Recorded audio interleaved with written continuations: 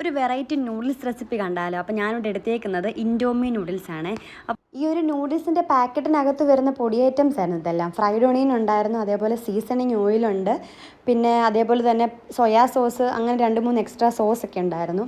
ഞാൻ എടുത്തു വെച്ചിരിക്കുന്ന വെജിറ്റബിൾസ് ഇതൊക്കെയായിരുന്നു. ഉള്ളി ഉണ്ടായിരുന്നു, അതേപോലെ carrot, cabbage, capsicum, frozen green peas, പിന്നെ കുറച്ച് തക്കാളിക്ക ഉണ്ടായിരുന്നു. പിന്നെ അതിനുശേഷം ഒരു പാൻ എടുത്തിട്ട് ഉള്ളിയൊക്കെ വഴറ്റിയെടുക്കുക. പിന്നെ വേറൊരു പാത്രത്തിനകത്ത് ഞാൻ നൂഡിൽസ് വേവിക്കാൻ വെച്ചിട്ടുണ്ടായിരുന്നു.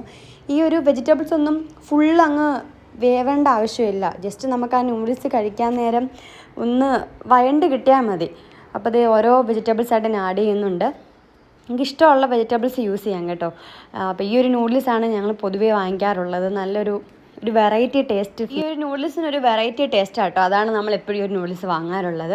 അങ്ങനെ നൂഡിൽസൊക്കെ ഏകദേശം വെന്തിരിക്കുകയാണ്.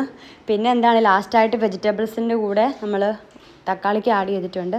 പിന്നെ അതിൻ്റെ കൂടെ ചേർക്കാൻ വേണ്ടി ഞാനൊരു എഗ്ഗും അതിനകത്ത് കുറച്ച് ഉപ്പും കുരുമുളകും കൂടി ആഡ് ചെയ്തിട്ട് നന്നായിട്ട് ഇങ്ങനെ ചിക്കി എടുക്കുന്നുണ്ട്.